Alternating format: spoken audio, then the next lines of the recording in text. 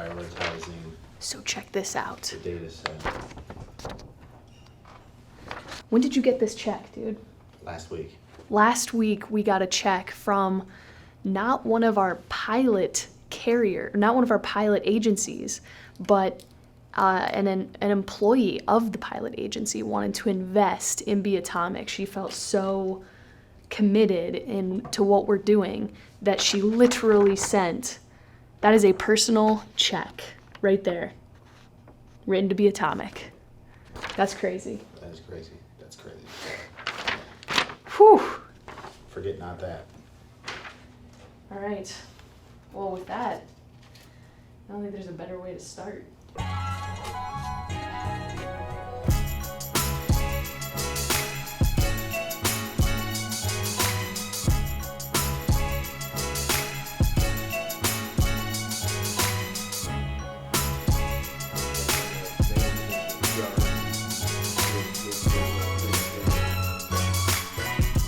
So it's 10 p.m., editing this video that you're about to watch, and I realized I needed to give you guys some context.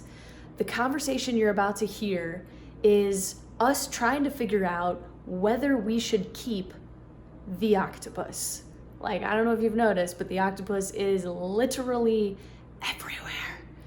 So I didn't really make a connection with the octopus because I've always viewed Neon and the brand of Neon as what you're gonna hear in the first clip, something that helps agencies become more data-driven. But what you're gonna hear in the second clip is two agents talk about how painful the current system is for them. And that's really what Seth was trying to draw on when he chose the drastic imagery of this octopus tearing down the ship. So watch the two clips, and at the end of this video, what I want to know from you is, what do you think about the octopus? Well, the idea behind Neon originally was, so right now in the room, do you know what percentage of the air is filled with neon? 0.00046% of everything floating around right here is neon, and it's always been there. It was those guys back in 1890 who were able to take it in, separate it, and then charge it and make it glow. And so the idea behind Neon was like, listen, the data is everywhere in our agency. It's floating around everywhere, but until you capture it and charge it, you can't light it up, and nor can you attract anybody with it. And so literally the pain point is so dramatic within my agency. Like, I apologize to my manager every single day. Yeah, listen, me and Robbie have almost gone out of business between us like 6 times in the last 2 years over this. So it's real for us. I mean, we're on the knife's edge trying to figure out how to get forward. And it's not that the future is so good; it's just the past is so bad that it's repulsive to us. And so I can't imagine. I'd rather fail having tried than succeed with the legacy stuff. Oh, absolutely. Hearing your story makes me want to give you a hug, man. I mean, I know. I will never turn down a hug because, man, it feels so terrible. It's so bad. Yeah, it's bad. It's really bad. Yeah, let's massage the octopus. Yeah. Okay. Yeah, it's true. Let's squeeze some ink out of it. Actually, that's my temperature rising. Talking about, He's very high. How are you doing there, man? This is what your brain looks like after a day at zinc. I'm doing fine, I think.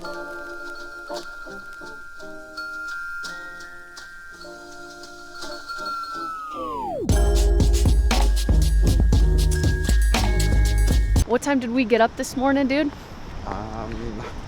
That was I got up at 3:50.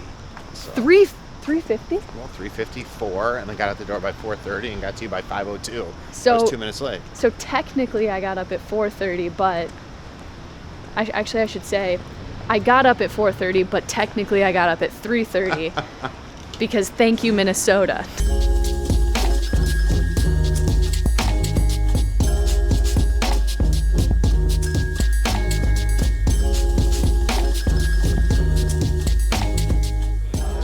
Okay, so we're about to rumble with like 50 pace setters from State Auto. Let's do this.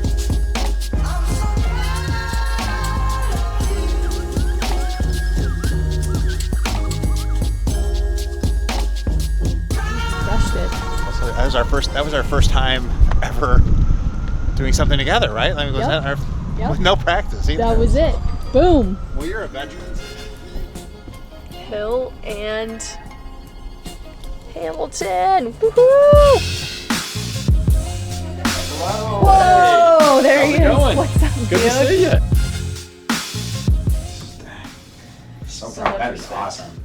So much That's respect awesome. for both of you guys. Yeah. That really is amazing. Yeah. Like seriously, Those were fun the conversations. things that you guys have pulled off in just a few years. I mean, it's crazy. Yeah. Yeah, and really only 12 months of trying publicly. I mean, Elevate 18 is the first time we ever said anything publicly Yeah. about it. Yeah. So.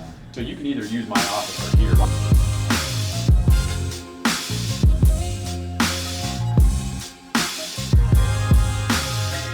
So this is the section we actually start to break down now our Net Promoter Score based on themes like speed, what the pricing is, what our level of service is.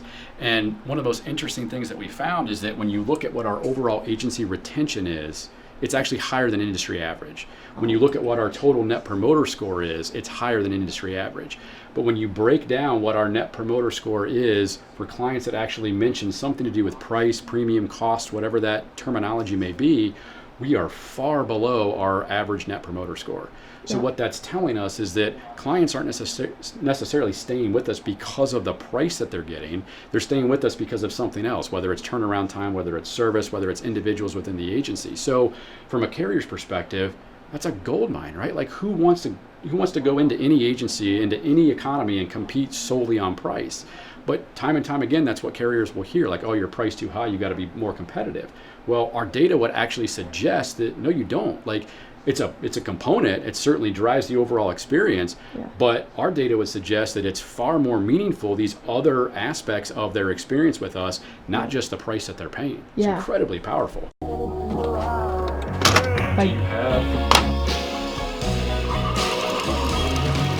All right, so we're going to Ryan Pessel's agency. You ready?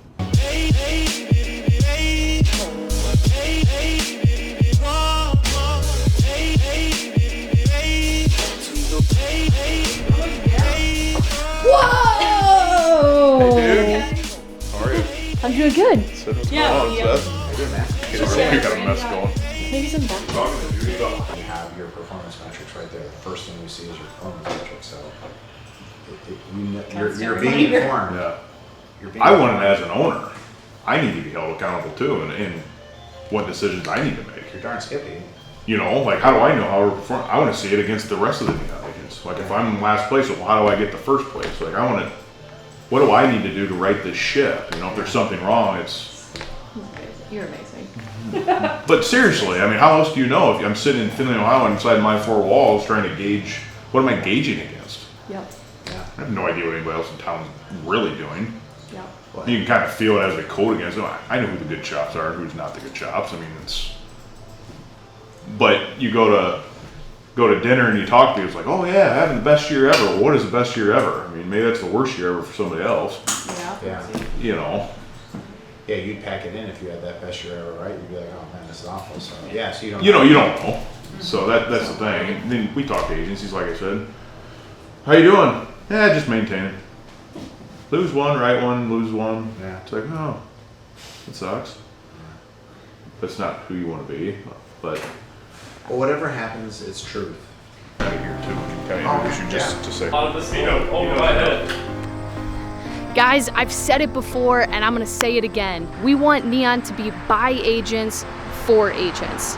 Now this week was incredibly special, not just because I got to hang out with Seth, I got to see the Zinc team, I got to brainstorm on strategy, website, version 2 of the website, branding, and all the little things that move this technology forward, but because I got to spend time with the agents, our partners, not our clients, not people buying a product, but people who care so much about the independent agent channel that they're willing to take a risk to move a new piece of technology forward. I got to spend time with them in their element, in their agencies, and they got to know me a little bit too. So I hope you guys got a glimpse of that. I hope you got to know them just a little bit too, because this is gonna be quite a journey and we all got to get to know each other at some point. So, whew. Now on to the carriers.